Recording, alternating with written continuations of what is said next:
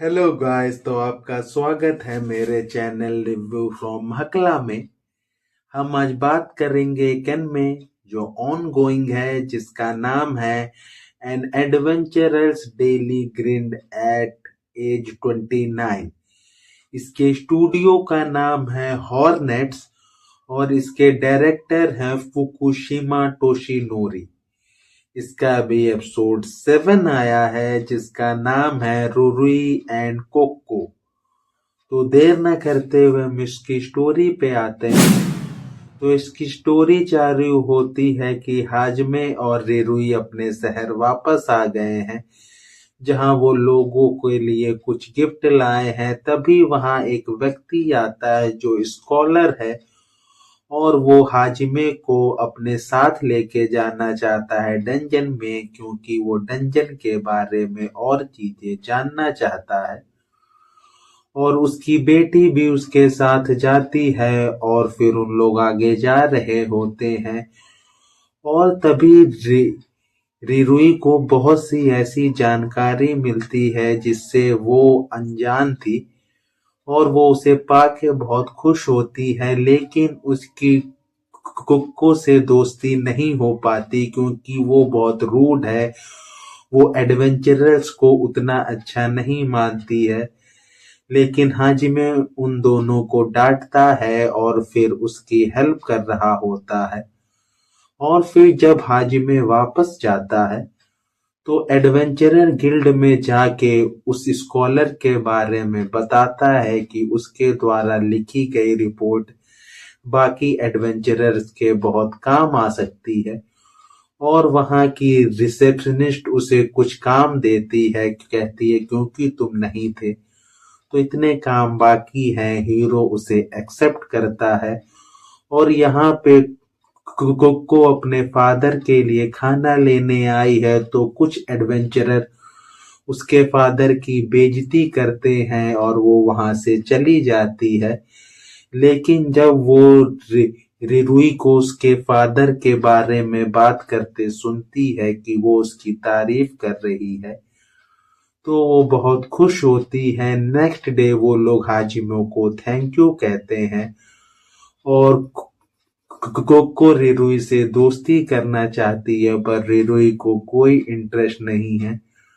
और फिर हाजिमे जॉब के ले जाता है और रिरुई उसके साथ जाना चाहती है, पर वो उसे अपने साथ नहीं ले जाता। तो एडवेंचरर गिल्ड की जो रिसेप्शनिस्ट है, वो आन्या और रिरुई को काम देती है। आन्या को हर चीज का काम दे रही होती, क्योंकि उसे रीड करना भी आता है, राइटिंग भी आती है। रिरुई को कुछ नहीं आता, तो उसे सफाई का काम मिलता है, जिससे रिरुई जेलस फील कर रही होती है।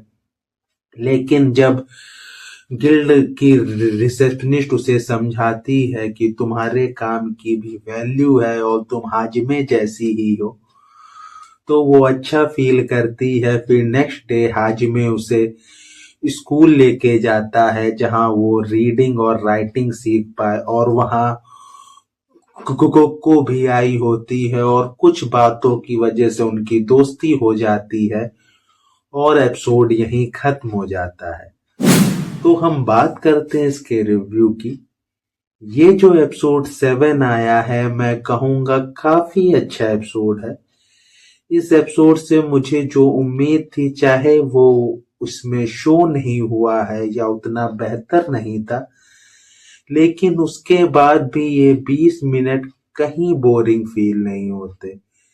कहानी में कुछ नए कैरेक्टर ऐड हुए हैं, तो कहानी थोड़ी इंटरेस्टिंग फील होती है। लेकिन हाजिमे के कोई भी अच्छे सीन नहीं है, फाइट सीन नहीं है हाजिमे का, हाजिमे की स्किल शो नहीं हुई है, तो ये हमेशा इस कहानी में लैग कर रहा होता है।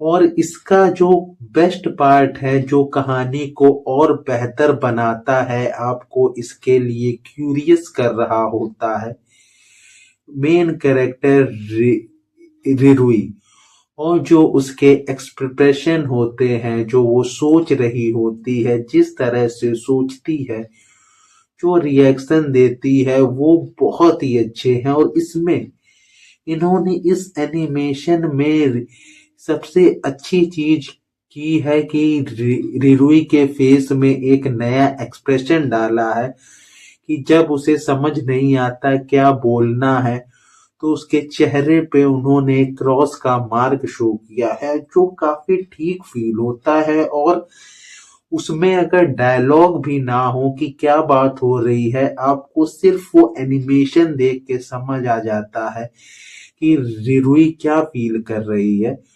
तो ये मैं काफी बेहतर भी कहूंगा और थोड़ा कहूंगा इनके अंदर या तो आ गया है क्रिएटिव माइंड या तो आ गई है लेजीनेस।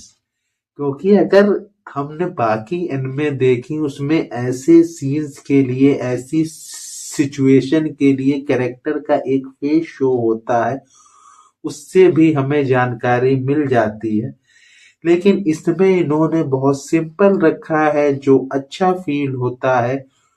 और क्योंकि ये अभी पहला सीजन है तो अगर ऐसे एनिमेशन या सीन रखते हैं तो इतना वियर्ड फील नहीं होता है। इसमें जब कोको रिरुई से दोस्ती करना चाहती है और उसके जो सीन्स और एक्सप्रेशन है वो बहुत ही अच्छे फील होते हैं और आपको बहुत ही एक अंदर शांत फील होता है, खुशी फील होती है। बहुत सही है ये।